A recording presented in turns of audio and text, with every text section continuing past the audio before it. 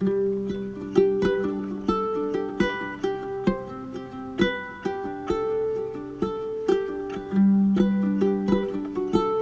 us some of the basics of your story, but could you tell us a little bit more about how you came to build a career in both civil rights and narrative art? Why comics and activism? It all started with my mom. My father left when I was very young. He was a Turkish Muslim immigrant, and he left us when I was 3. And in many ways, that dominated my my childhood, right? Like you feel like it's your fault, and it makes you angry. And at the same time, I watched how my mother was treated as a single mother in the South in the 80s. And I saw just the way the system was designed to stop her from living a full and complete life. There was this constant drumbeat of, well, why don't you have a husband? And so that's, in many ways, what attracted me to comics, because it was a place where I could go to read stories about people who were doing the right thing because it was the right thing to do, stories about true justice. And as I got older, I kept with the comics. I started going to Dragon Con, which is the Atlanta Comic Convention, when I was 12 years old. Bless my mother and her courage to let a 12-year-old boy go down to a comic convention all by himself in downtown Atlanta. I had one of those big cell phones, back when they were about this big. And I loved the creators. I loved the people who were able to make a living simply based on the power of their ideas. Politics seemed so far off to me. It seemed almost unattainable. It was something that elite people were able to participate in. It was not something that we could participate in. But I was very fortunate. I got a scholarship to go to college. I went to Trinity College in Hartford, Connecticut, which is a NESCAC school, just like Middlebury. They spent a lot of money to make sure I had an education because we couldn't have afforded it. And it was there that my ability to participate in politics became apparent, right? Like I got involved in the student government. I was a senator, and then I was like vice president of student government my sophomore year. Like I was that kid. And then I started working down at the state legislature. And I remember this tremendous sense of empowerment, as if I was carrying my mother with me, that I could see a way to stand up for her through my work. And I never thought I would be able to combine comics and politics at that time, but that was my therapy. I would sneak off to the comic book shop every Wednesday and spend the few dollars that I had to get something new that came out. And then I got to work for Congressman Lewis. I sort of worked my way up. I started in Connecticut as a caseworker. I did veterans and military affairs. So, the guy you call to get your DD 214 or to help you with your VA claim, I did that. And then my mother got sick. And so I decided to move back closer to her. And so I managed to get a job in the congressman's office, answering his mail. I'll never forget when I interviewed. I told him, well, we'd come to the end of the interview and he asked me if I had any questions. I said, no, sir, I don't have any questions, but I just want you to know I worked for a few elected officials beforehand. And my mother would always say, I've never heard of them. But when I told her I was interviewing for a job with you, she got very excited. She said, oh, he's a good one. And the congressman kind of got that grin that we've seen from time to time when he gets tickled. And he said, well, you call your mother. You tell her you got the job. And it was in the congressman's office when he was struggling in some ways to tell his story that really March came about not through any sort of, preconceived plan, but just looking at what he had done. I mean, I grew up in his district. He was my congressman since I was 3 years old. And yet I had never heard the stories of SNCC and the power of young people, what they were able to do during the movement, until I went to work for Congressman Lewis and sat at his knee and heard these stories, or went on the back steps of the Capitol and listened to him tell these stories to group after group after group of young people. And that was really what brought it together. I mean, I was a rabble rouser in college. If you go back and look, we led our own sit-ins. But in many ways, it typified exactly what I've spent my career working for. We led sit-ins to keep the library open, because I was a scholarship kid and they closed the library early, and that was the only quiet place I had to go work. And there were dozens and dozens of us just like that. And when the budget cuts came through, they decided the first thing to do, they were going to cut library hours. And so we had a sit-in. We had a big confrontation with the president. And it worked. And it may be that we're getting close to the time when we need to have more sit-ins in support of libraries. And we'll talk about that a little bit down the road. But Andrew, we had such a great year working with March in 2019. And it really changed a lot of kids' lives. And I would dare say not a small number of adults as well, to have the experience of working with March in community together, as we do in Vermont Reads. We're so excited that you've chosen to continue to tell the story of Congressman Lewis through the new book, Run, which is above you and behind you. We encourage everybody who's in Rutland to go rushing out to Phoenix Books and get your own copy of it. Anyone, all over Vermont, there's local bookstores. I see it prominently displayed. Can you talk to us a little bit about why you decided that March needed a sequel, and why you're continuing the story? One of the, I think, hardest things for us to understand with the way we just create narrative is that Selma was not an end.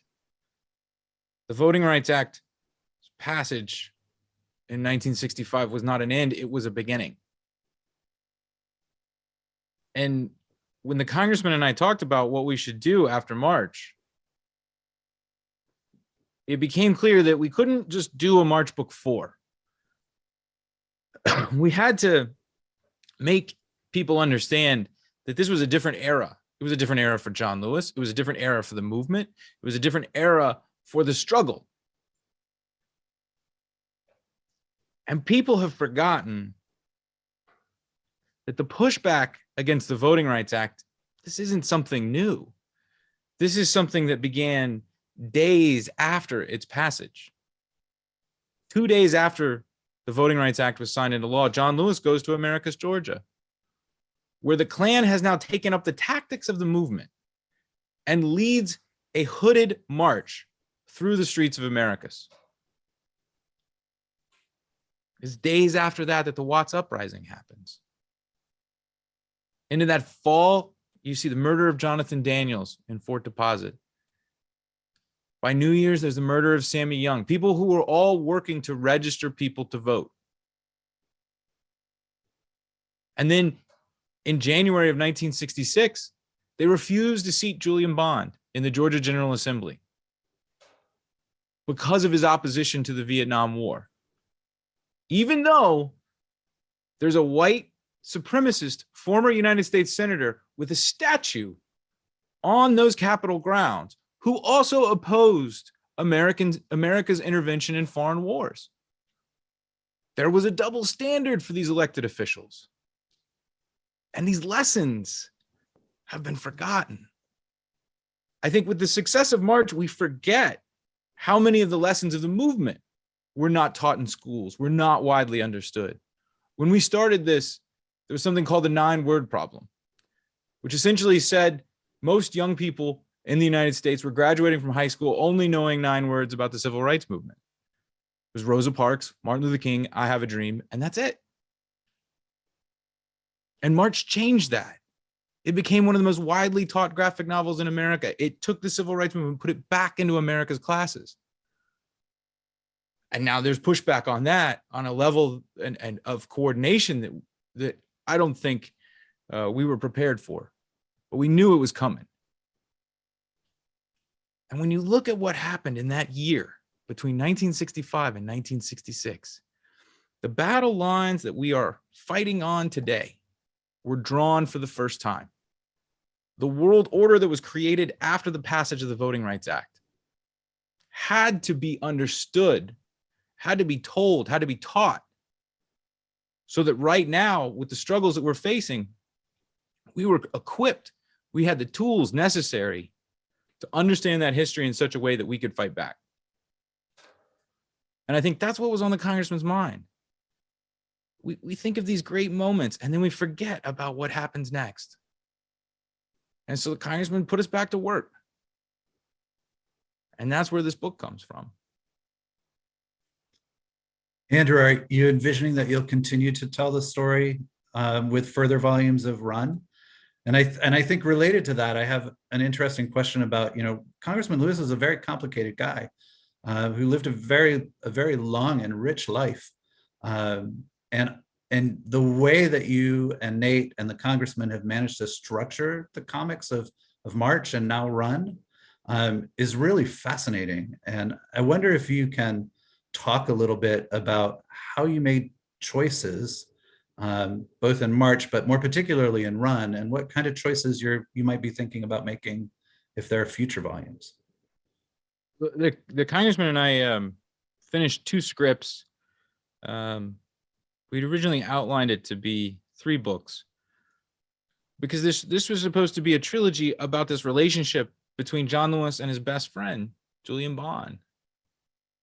And everybody kind of has this idea about the campaign in '86. But what people forget is that there was this long relationship outside of the movement.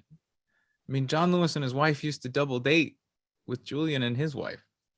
And when you say that for the campaign of '86, they were running against each other. Yeah, they ran against each other. And everybody thought Julian was going to win because he was so much more polished. At that point, he was a state senator. He'd been on Saturday Night. He hosted Saturday Night Live at that point, right? Like John Lewis was clearly the underdog in '86, and yet he won. So that's what we had outlined. I honestly don't know what I'm going to do next. I think I'm taking some time for myself. I'm working on a book about a very special African-American woman from the Low Country in South Carolina that when there's news, I'll tell you all about. But when you think about making these, like, just to be honest with you, it's really hard to do it without him because we had so much fun together. I mean, you saw us when we came to Vermont. We were having a good time. We enjoyed, you sent me this photo of the congressman and I in front of the Flynn, and we were goofing around and we put our arms together and we went back to back like we were something on like an 80s talk show or like an 80s sitcom. And that was the kind of things that we did. And right now, man, I lost my mom, I lost my grandmother, and then I lost the congressman. I even lost my dog. I'm just trying to heal. But I think it's important that we also understand there are countless people like John Lewis who we do not treasure the way we should, whose stories need to be told. When we look at John Lewis's history, when you talk about the structure, part of it comes from the reinventions that he was so good at. I mean, there's the reason we call it March, right? He's an activist. It's an activist part of his life. He's marching through the streets. And then you call it Run because this is where he transitions to being a public servant. is a different whole arc of his life. He reinvented himself after being ousted from the chairmanship of SNCC.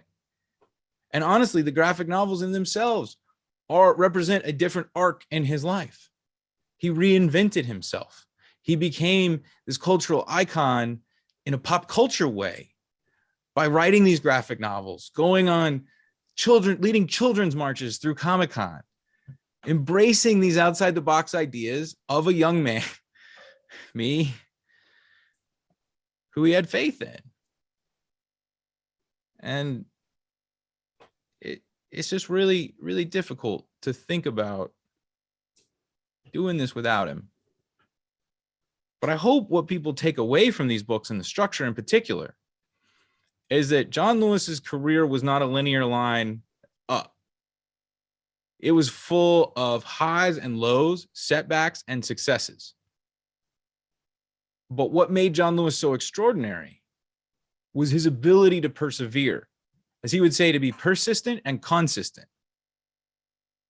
And I think that's really what we try and show in this structure, the way in which we lay these things out, so that the reader can understand these highs and lows and how he picked himself back up each and every time and found a new way to make a difference.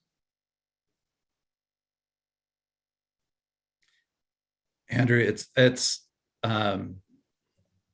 I love hearing you talk about how much the congressman supported young people.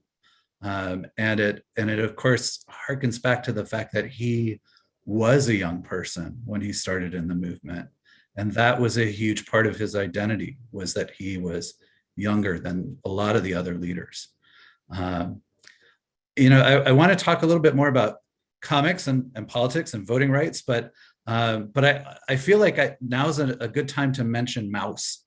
Mouse by Art Spiegelman, which is really kind of the grandfather of all socially aware comics in the modern era, right? That there were others certainly that influenced Mouse and predated Mouse.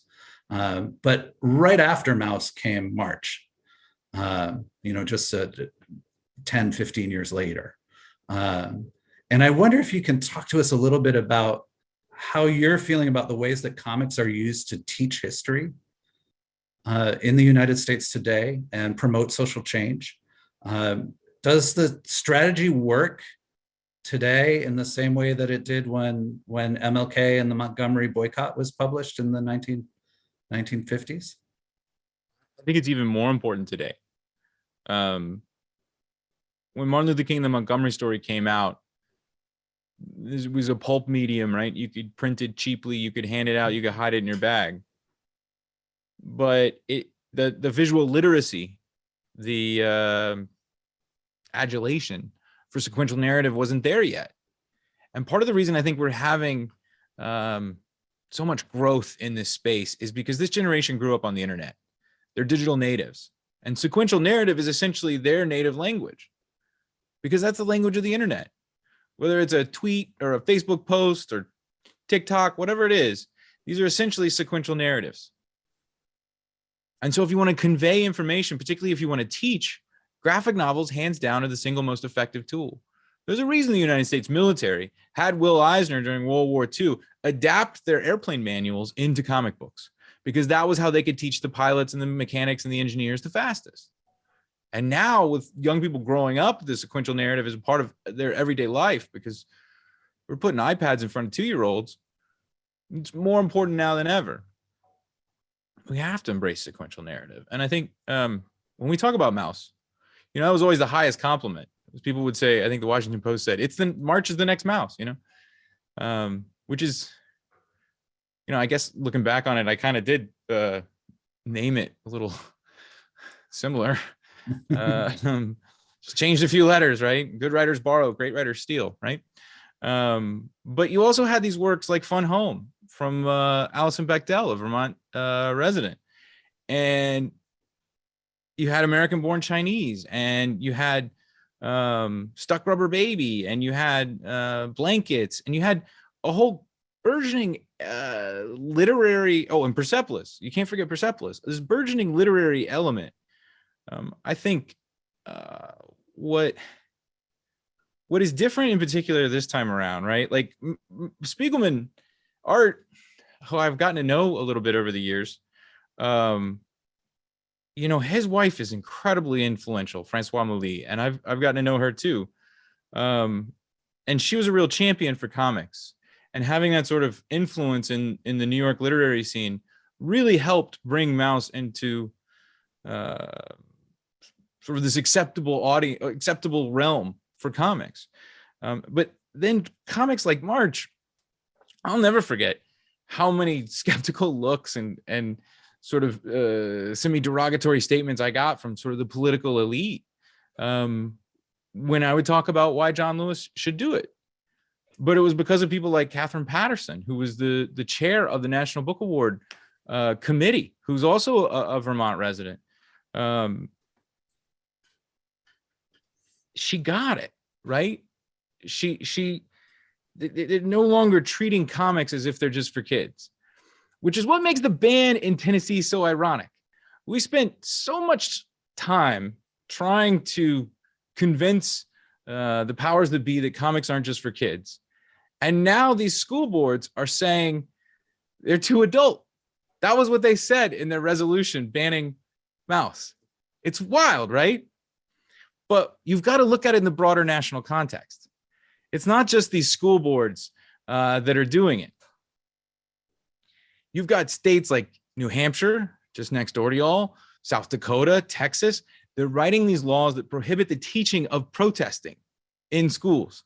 They say if it encourages protesting, you can't do it. In Virginia, you've got Governor Youngkin, who's set up basically like a reporting system if anyone's teaching books that are undesirable. And in many ways, I think they know enough because of what happened with March when former President Trump tweeted, how awful Atlanta was and attacked John Lewis. And then like just before he was inaugurated, like in response to Congressman Lewis saying that he wasn't a legitimate president, they saw what happened because so many people from around the country bought copies of March that when President Trump came into the White House, the mailroom was full of March copies that people had mailed to him. And they don't want to name it directly because they know it'll spark that same sort of fury. And it almost seems like this little school district in Tennessee kind of just stumbled and didn't get the memo from the national coordinated campaign that's really doing the hard work to try and ban these books at a systemic level. Because it's one thing if a tiny small district in the middle of nowhere Tennessee does it. It's a whole nother if you lose the state of Texas or the state of Virginia, where I know for a fact March is taught in hundreds of schools. In fact, I'm supposed to go speak now at John Lewis High School in Virginia, where they teach March. But what happens if it gets banned? What happens if these laws pass that they're proposing and trying to get through? And are we going to exist in this perpetual outrage state where we go from one book to the other? We can't just buy them all. They have to be in the libraries. They have to be in the classrooms, because if it's all about individual purchases, then we're taking it out of the common space, because then kids like me who grew up wholly in the library don't have access to these books. Mama never could buy books, but we went to the library. We were that family that had a library card for each one of us. We reserved as many books as we possibly could. If we could have had a library card for the dog, we would have. And if we take these books out of that common space, this response is not going to work. We have to make sure they're there and they're protected. And that's why librarians and their work, particularly in schools, but in every community, is so important right now. They are on the front lines. And anything we can do to support them, we have to. I don't care if it's bringing them brownies on the weekend or whether it's something more significant. We all should be volunteering. My mother would always volunteer at the library, and she would bring me with her. And we need to be helping, because this is just the beginning. More and more states are going to introduce these laws. More and more states are going to go after these books. And the fundamental reason is because they work. Yeah, Andrew, I want to thank you for giving a shout out to Howard Cruz and Stuck Rubber Baby. I know that was a while ago, but that was a very influential book in my life early on. It's a wonderful book about the intersections of the LGBT movement with the civil rights movement. And it's a kind of obscure these days. So So go out there and look it up if you can find it. Howard Cruse lived in Massachusetts, just across the border, for most of his career. I am totally there with you in everything that you're saying about how important it is to be organizing around this issue. And I will say that, one of the proudest moments that I've had in recent years is knowing that the Vermont Reads Project does put these books in community spaces, right, and creates opportunities for these conversations to happen. And when March was the Vermont Reads book, I think, to me, one of the best things that happened is a bunch of kids in a school that was facing budget cuts in the health program organized because of the lessons that they learned in March to protest to the school board about budget cuts in their health program, and they got the health program restored. So it really does work in so many ways to create engaged citizens through this medium of narrative art and community reading. That goes where kids are doing this together. We've already started to talk about this a little bit, but I want to get kind of specific on voting rights for a second, right? We've talked about this sort of wave of legislation that's targeting schools and school libraries, removing books all over the country. This critical race theory wave that's being organized and driven from centralized places. Do you think that that RUN can be used to help people who seem to be against voting rights to actually understand how critical it is to protect voting rights? And we're talking about engaged listening. Is there a way for these comics to actually build bridges across to folks who may be misunderstanding some of what school librarians and educators are trying to do with these books? I think there's two groups of folks. There's one group who knows what they're doing is wrong and knows the true purpose of it. They're trying to rig elections. And I think there's another group of people who are being fed a constant stream of misinformation and are falling for it. And I think that's why they're going after the books, because they don't want those people to read things like RUN and see the truth, see the real history, and see what happened and what part of where they stand in this legacy. But I think back to this moment that happened right after March Book 1 came out. Congressman and I went and spoke at a small private school just outside of DC. This would have been in early 2014. And this is not long after the Shelby County decision, which, for those who don't know, is what's one of the decision that struck down a portion of the Voting Rights Act. That's what the John Lewis Voting Rights Act is actually trying to restore, those sections. And we give our talk. It's one of the first talks I ever gave with the congressman. And I was like super nervous because these were like 10-year-olds, and 10-year-olds can be really rough. But afterwards, the congressman's signing books, posing for photos with kids. And this one young man comes up and he asks the congressman if he'd sign his book. And then he says, "Congressman, you might know my father. He's John Roberts." And Congressman kind of rocks back, right? This is the son of the Chief Justice who just struck down a section of the Voting Rights Act. And the congressman just very politely says, "Will you make sure your father reads that book?" And so I think that's the model. John Lewis left it for us. We can't force people to change. But if we tell the stories, if we show them the facts, then maybe we have a shot. Maybe there is a chance. I think it's interesting that we've seen over the last 5 years as Chief Justice Roberts now has become a much more moderate influence on the court. The conservatives have been very upset with him. Do I think the Shelby County decision was a good one? No. It's not necessarily something you can forget. But I think there is an example of forgiveness and how we do have to work together with the people who are in power to change their mind. And I often think about what a good member of Congress does. And fundamentally, they're storytellers. They go to Washington to tell the story of their people and dramatize the conflicts that they face so that they can get the resources and the protection to solve their problems. And so I think we have to keep telling these stories.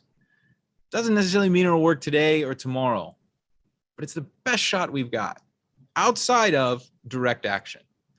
But you have to know that there's a time and place for both. You know, we've got a few more minutes, and then we're going to take some questions from the audience. But you know, there was a story in the New York Times. I sent it to you earlier today, showing that auditors in Washington State found that mail-in ballots of Black voters were being rejected at 4 times the rate of white voters, 4 times the rate of white voters, and that similar trends have been seen in other states. And I'm wondering if you can react to that a little bit, and then also kind of draw that line between the Shelby County decision and what's now called the John Lewis Voting Rights Act. And how is that struggle playing out right now? And is there any hope for it? There's a lot built into that, but that story in the New York Times really that story in the New York Times really stuck with me after I read it this morning, and it just seems worth commenting on. I think you got to look at that story too in a larger context. This is not the only place in which people of color face a different standard when it comes to essentially paperwork, right? Whether it's registering to vote, whether it's getting a mortgage, buying a home, credit scores, whatever it is, there's an inherent bias in these systems that we built. And, you know, Washington State is run by Democrats. There's a Democratic governor, there's Democratic senators. And I think we all have to ask ourselves about the inherent biases that we carry. And when we build these systems, they carry with it. You know, there's also all this data about when we create artificial intelligence, that they end up building algorithms that generate racist responses. But there's another element too, right? What the Shelby County decision struck down and what's been whittled away is pre-clearance, changes to voting rights laws that the Department of Justice has to approve for certain states. And that wouldn't help, frankly, in a state like Washington, because they weren't on that list. But that's why you need the other phase of the legislation. You need the Voter Empowerment Act. That's the other piece. That's what McConnell calls the Democratic power grab. But really what it's about is making it easier for people to vote, about reducing these biases, and about creating situations where people have a fair shot to cast their ballot. And when we step back and we take a look at it in the big picture, there are 2 phases of this. There are the institutional biases that we sort of don't acknowledge until we have data or a newspaper article, just like you said, that points it out to us. But then there are these voting rights efforts. I shouldn't call them voting rights efforts. They're voter suppression efforts, right? I talked about it when we did the reading at the National Book Award, because I just come off the Clinton campaign where we saw it in the state of Georgia, right? The banning of comfort items, the packing of polling locations, the moving of polling locations at the last minute, not enough ballots, all sorts of things like that, where they just make it so logistically painful. I mean, if you look at the state of Georgia, inside the city of Atlanta, there are exponentially more people per precinct, per polling location. That's where you get the long lines from. And then they close polling locations. And then they say they don't want to have mail-in ballots, which would alleviate a lot of that congestion. But it's so much easier for people in rural communities to vote because there's simply less people going to each precinct. And a lot of that has to do with density. But if we don't look at the reality of what that does to voter turnout and the ability of people to cast their ballots, then we'll never have a fair and balanced system. I was really shocked and appalled the other day when the Chief Justice of the North Carolina Supreme Court said we had a guarantee of free elections, but not fair elections. He was explicitly saying, in this state where SNCC was formed, where the sit-ins first took place, that we do not have a right to fair elections. And that's what we're fighting back against right now. That mindset. And it's not just a mindset, it's a tactic. Because when you look at the national voter percentage, Congress is so gerrymandered that Democrats have to win by almost 7 points just to get half of the House seats. And it wasn't supposed to be that way. There is this argument that the founders had, and that's why they created the Senate. That was supposed to be the body that had proportional representation based on states as opposed to districts. But now they're creating that same problem in these different states. And I think when we look at what we've got ahead of us, what I want all of you guys to really think about is, what can I do at the local level? Get on your board of elections. Get on your board of education, your school board. These matter. And we're seeing those sort of tools, those offices used over and over again, just like we talked about with Mouse in Tennessee to ban books. But we're seeing these election boards, like you see in Gwinnett County right now. They're trying to reconfigure it, or Fulton County, they're trying to give it state oversight.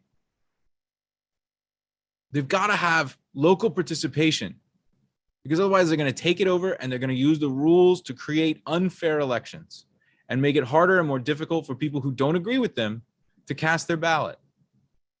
John Lewis used to say, voting should be as easy as drinking a glass of water. And that's the standard we should hold our elections to. We should have same-day registration. If you moved in the pandemic, you've got things going on in your life. We shouldn't create these.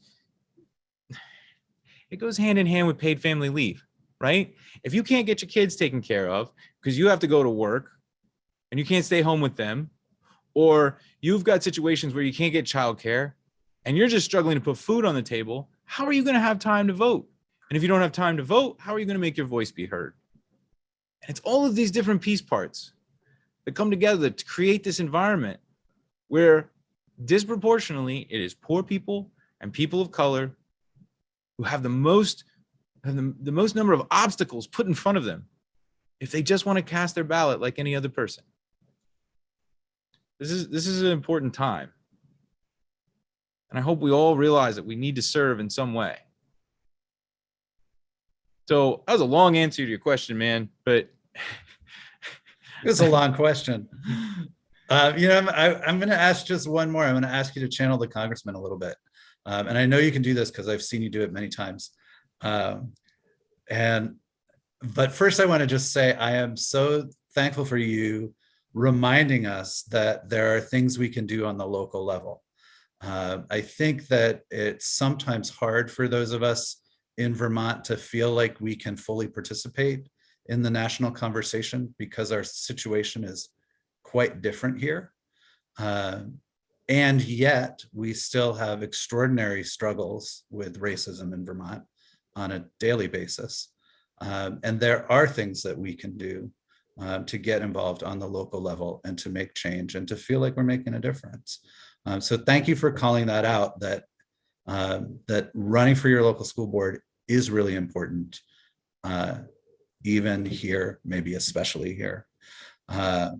So I'm going to ask you to channel the congressman, and then we're going to get to some questions from the chat. But, he's such an optimistic guy. And I want to ask you to tell us what do you think the congressman would tell us to do when it feels so hopeless? Congressman would say, don't get down. Do not become lost in a sea of despair. Be hopeful. Be optimistic. Our struggle is not the struggle of a day, a week, a month, or a year. It is the struggle of a lifetime. of many lifetimes. So be hopeful, be optimistic, and we will get there. That was a quote, actually. I knew you could do it. No, I miss it. The thing is, I would have these days. Everybody has tough days, right? And Congressman would have tough days, and I'd see it, and I'd have tough days, and he'd see it. And we were so good at cheering each other up. The congressman would come to me when he was having a tough day, and he would say, "Do you have any good news for me?" And I would keep a folder of newspaper articles, things people have said that were nice about him, things that came out about March, bestseller lists, all that sort of stuff. And then when he asked, I would get that folder out and I'd take it into his office and we'd go through it together, and then I'd refill it. And when I was down, he'd like play little jokes on me. Like he'd throw a little bag of jelly beans at me, or he'd make fun of me in a very polite way. And then he'd say, "It's all going to work out, son. It's all going to work out." And I think we all need to be that presence for somebody else. I'm on a farm. I'm largely by myself out here, kind of in the middle of nowhere. But I stay in touch with a lot of my friends and a lot of my former colleagues. And I always try and check in on them, make sure they're doing okay, tell them a little joke, tell them something funny that happened. Right now I've got a few thousand birds that have decided to make camp in my front yard. Take a few videos, send it to a friend. We've got to keep each other happy. We've got to keep lifting each other up. Because the most dangerous thing to all of us is that we get lost in that sea of despair. And none of us can always do that by ourselves. We need each other to do it. That's why I love it when you call. We joke around. We talk about all sorts of things. And I think, I used to call my mother every day. We would talk at night when I got home from work. And since she passed, the congressman and I would do it. He usually called a little bit later, but he started calling earlier because I think he knew. And now that they're both gone, I get this. It's hard. And I think about that a lot, and I miss those phone calls. So if anything, call your mother, call your grandmother, call your father, call your brother, call your sister. Stay in touch with family. Call your congressman. No, I want you to write your congressman. I want you to handwrite a letter to your congressman. Congressman Welch will probably be the first one to tell you that a handwritten letter to a member of Congress goes further than just about anything you can do. Right? Because those poor people on the phones, I was a staffer for 15 years if you count my other offices. And you have not experienced mean until you've worked the front desk of a congressional office. But when you get that handwritten letter from someone in your district, that is something you have to respond to. It's almost impossible to ignore. And it makes the biggest difference. I guarantee you your members of Congress are listening and they're reading when they see that. That's why actually, this is so silly. One of the things the congressman and I did was we made a postcard book of March pages. I wrote the intro about how my uncle always made me write him handwritten letters when I was a kid. And it really shaped a lot of my ability to write. But we made them because we wanted people to use them so that they could write to their member of Congress. So it would have a panel like the ballot box, or it would say like, "Now we're going to march," or something like that, like something from March. And you write to your congressperson, put a stamp on it and send it. Because you can't underestimate the power of a well-written letter. Heck, that's like half of what Congress does is write letters to each other, to agencies, to people, in groups they're trying to influence. Words matter and storytelling matters. And you guys can do that. Thank you so much. I'm gonna close out this section actually by reading a little note in the chat from your friend and mine, Catherine Patterson. Catherine's here. Catherine's here. She's listening. Catherine, I think, speaks for all of us when she writes, "It's such a joy to have you with us in Vermont, even virtually. And we wish we could have an actual cup of coffee together." And Catherine, I can tell you that, we had intended for Andrew to be here for a week and for there to be lots of cups of coffee with lots of people. That was not possible, but it will be possible eventually. And we will welcome Andrew back to Vermont in real time for coffee and lots of conversations like this in the near future. I want to say thank you again to the Engaged Listening Project at Middlebury College, IMLS, the Vermont State Library, and of course, Cabot Cooperative for helping us with tonight. And I'm going to invite Randall Smather, the librarian at Rutland Free Library, our host this evening, to come back into the room. And there's a few questions in the Q&A that he'll report in on. Yeah, well, actually, you stole my thunder, because the first thing I was going to do was quote Catherine Patterson. But just in terms of also looking at some positives, this note came in the chat. I liked it a lot. Stories are told through images and are so important. Growing up, I learned about the civil rights movement through the pages of Life magazine, with so many amazing pictures of that era. So Andrew, please keep drawing.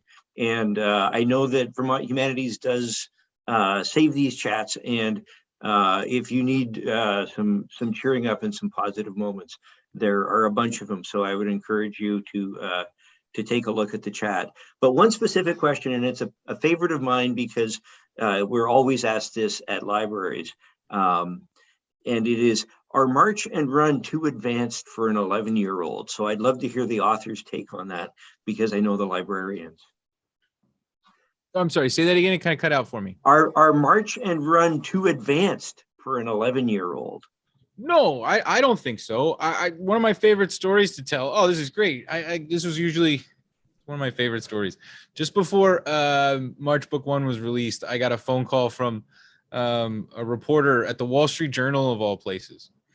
And he said, you know, I don't usually do this, but I got an advanced copy of your book, and I read it and I loved it. And I wanted you to know I gave it to my 9-year-old son, and now he's marching around my house demanding equality for everyone.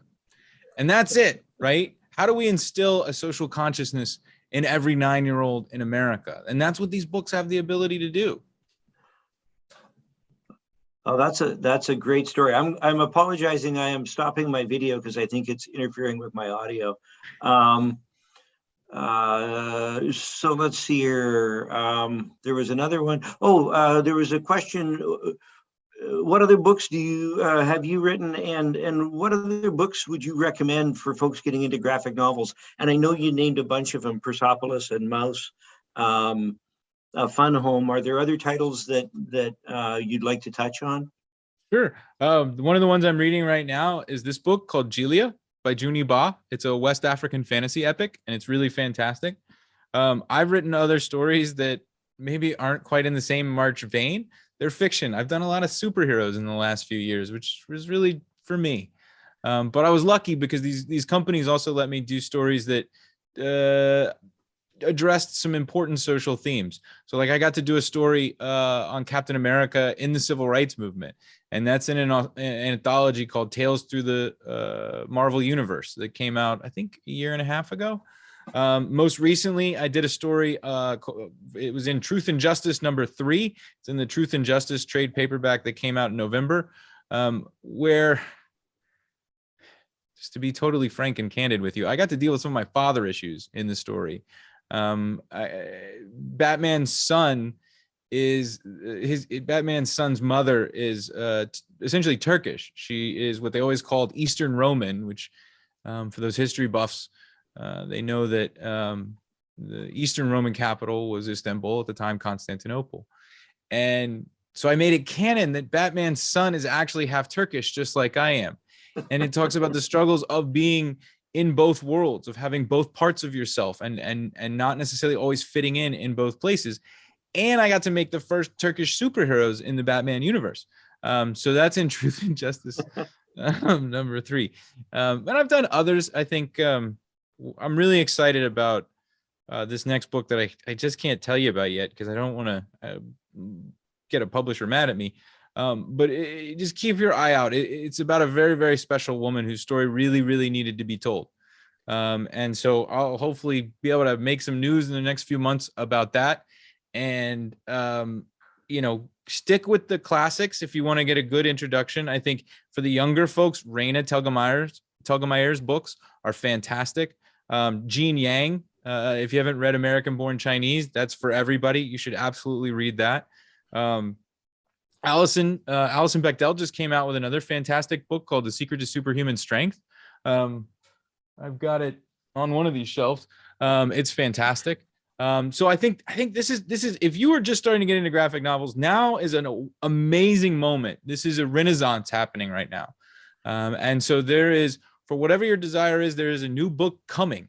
So I think, just don't be afraid to go to your bookstore, your comic book store, or your library, and ask, because I think a lot of these booksellers and librarians, they're readers and they know this. And so they'll be happy to put you together with something that'll fit what you're looking for. Andrew, can I also shout out for Superman versus the Klan for those who like, Superman Smashes the Klan. Superman Smashes the Klan by Gene Young too, right? Mm-hmm. Yeah, and that's based on an old radio drama. Right. Yeah, the script comes from the 1940s, right? Yep. And it's been redone as a graphic novel. So, I think that's a great example of if folks are interested in the superhero genre. Can you also tell us a little bit about what you've been working on with New York City with queer comics? Oh, yeah. This is fun. Congressman encouraged me to sort of gather together an all-star team of comic creators so that we could finish his books, that we could help other people. And so we did. It's called Good Trouble Productions. We started this company about 2 years ago. And what we've been doing, in addition to designing the if you go to the Waterbury Ben and Jerry's factory, and you see the installation at the front of the factory while you wait to get your ice cream, it's a 35 by 5 foot installation about John Lewis that we designed. It's one part of what we've been doing. And the most exciting thing we've been doing is working in partnership with the New York City Department of Education. And we've been making comics for their curriculum that are also available free for any school system to use. You can digitally download it through their website. We'll be making them available as well on our website, goodtrouble.com, in the coming weeks. And we just released a new one. Our first one was called is a series we started called Registered, which is about the history of voting rights of voting rights. And so the first issue was about the old enough to fight, old enough to vote movement, and how 18 to 21-year-olds got the right to vote through passage of the 26th Amendment, and like kind of a crazy history about how that came about, right? I mean, read it, check it out. It's free to read digitally. Just Google Registered Good Trouble Comics, New York City DOE, you'll find it. But the one that we just released, you can find links to it on my Twitter account or at Good Trouble Pro on Twitter. We are doing a new series called Recognized, and it is about unsung heroes of the LGBTQ movement. And it has been really exciting. We've been working with creators of color, LGBTQ creators, to bring them together. And sometimes this is their first nonfiction project, and this is sort of my bailiwick. And so I'm really hoping to build a generation of creators who are really good at this, so that we can tell all sorts of stories. And so that's what we just announced. Actually, it was last week that it was released digitally. It's going to be going to probably about 100,000 New York City school students. And it's going to be part of the curriculum. And if you guys want to use it in your curriculum, you're totally welcome to. And also, we've been talking to other organizations and groups. We've been making custom comics for them. And I think that's something we're going to try and do much more of. And there's this long history of comics being used to essentially educate people about the democratic process, and also for the purposes of elections. One of the things you'll read about in Run is the comics that SNCC made for that purpose. They were made by Cortland Cox and Jennifer Lawson in Lowndes County in 1966. And they're fantastic. You can actually download those on our website as well. We brought them back with an essay from Jennifer and Cortland, as well as an essay from a professor at the University of South Carolina, Kiana Whitted. And it's an important history that has largely gone forgotten. Right? All this attention was given to Martin Luther King and the Montgomery story, but we're trying to bring it back in an institutional way. It's the thing that March has taught us, is that one book is not enough. 2 books is not enough. We need a lot of books, because there's a lot of history that's not being taught. And there's a lot of people who are being forgotten, and a lot of lessons that are being forgotten. And so that's what we're trying to work on. That's what we're doing. Awesome. Randall, are there any other questions in the chat that we want to cover? Actually, I think we've done a really fine job covering the questions in the chat. I just wanted to throw the librarian's perspective in as far as graphic novels, because there's a lot of folks who seem to be kind of dipping their toe in reading graphic novels or knowing about them through tonight's chat. And they're a fantastic resource, first for kids who are moving out of picture books and maybe are not quite ready for a 300-page novel. But then there are ones like Andrew's that are also for sophisticated readers. They're not just for kids, but kids can access them. And it's just a really, really rich field. I strongly encourage everybody to go to your local library. Rutland Free has a huge collection of graphic novels divided roughly into 3 age categories. Yours probably does too. And it is a great, rich field of literature, as well as a lot of fun to read. Thank you so much, everybody. Andrew, you want to close us out? I think what Congressman Lewis would tell us to do is to have courage, raw courage. You got to find a way to get in the way. You got to find a way to make good trouble, necessary trouble. I think in this moment, there's never been a more important time for us all to find our voice. I think sometimes he would say, he feels like we're too quiet. And now's the time to speak up, to speak out, and be unafraid. Have courage, friends.